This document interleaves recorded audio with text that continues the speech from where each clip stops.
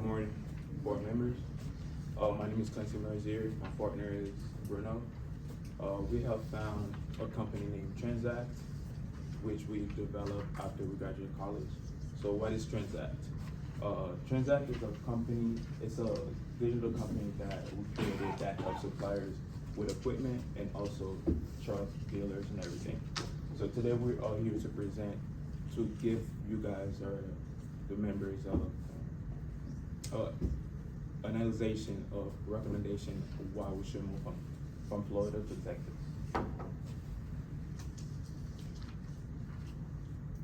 So, like I said, so Transact is a new company that helps small firms with businesses with their cash flow, forecasting, manage their taxes, and help with their KPIs.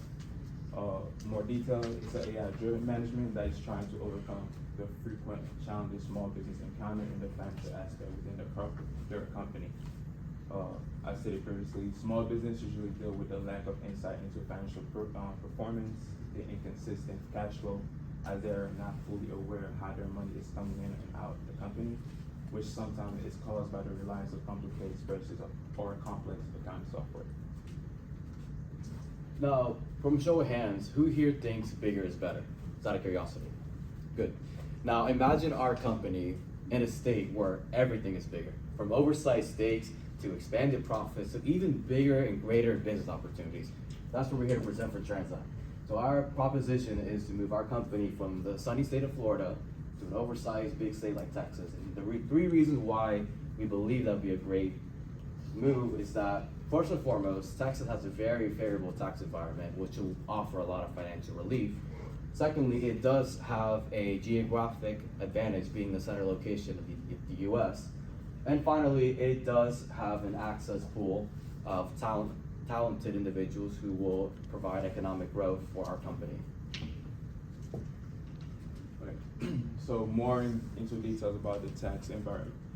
So one of the reasons that we wanted to move to Texas is, like he said, is for the taxes. So more importantly, when it comes to Texas, they do not have no personal income tax. That means that income tax business, we don't have to deal with that. Just in the country, if you take example as Colorado as a state, they have around 4% resident have to pay as an income personal tax. Texas also doesn't have any corporate taxes, but they do have franchise taxes.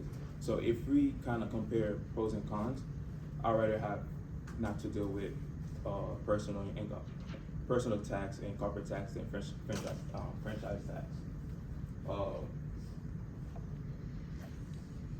Just more into details when it comes to the franchise tax and how it works.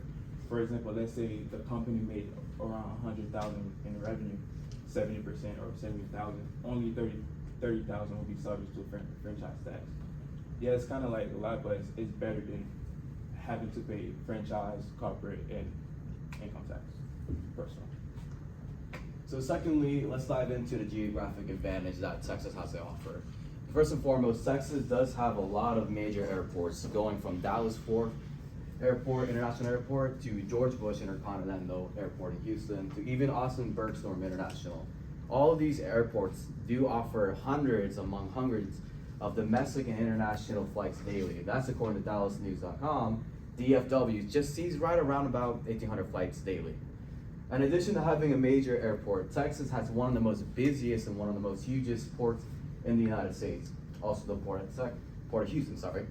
This port does feature over 200 private and 8 public terminals, making it the largest Texas port and accounting of 44% of the market share by tonnage, according to PortHouston.com.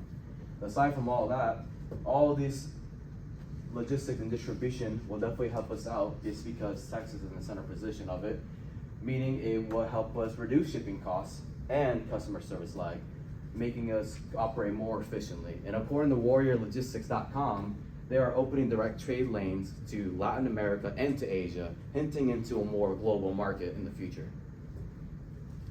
Now on to the third reason. Okay. So the third reason is talent and workforce growth. The state of Texas, they have access to a large and highly skilled labor pool, which will be a very valuable asset to Transact as we continue to scale. Texas has one of the two most popular universities in the United States, which is University of Texas Austin and Texas A&M University, which both rank among the best colleges.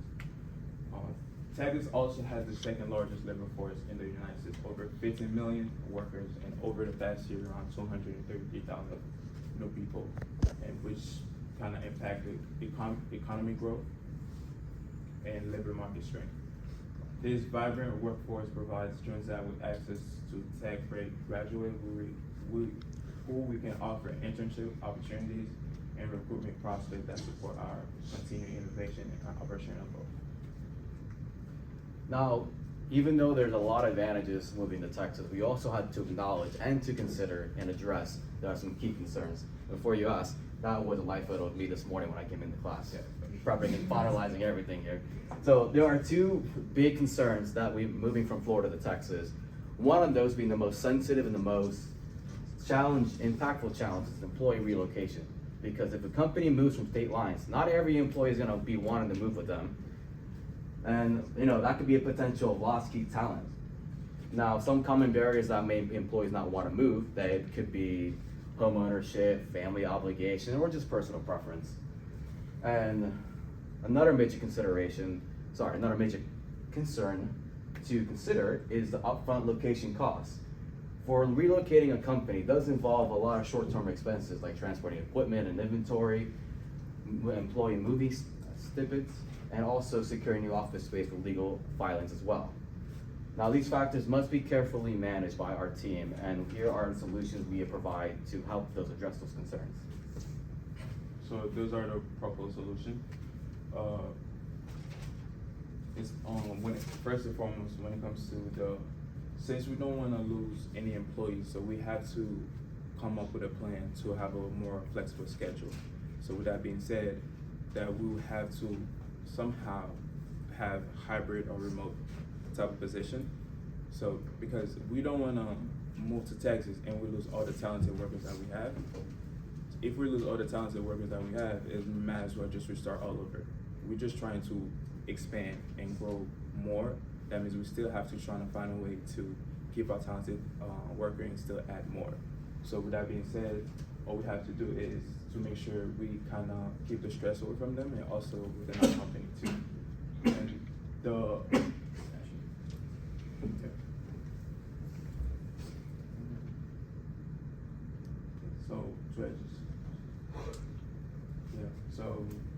we also have the Texas significant lower industrial rate. So for the second concern about us locating to Texas, it's more about, especially since we're a small company, that we have to have some incentives. So that's what we have programmed as the Texas Small Business Credit Initiative that provide national support aimed at fostering small businesses development and job creation by improving access to capital.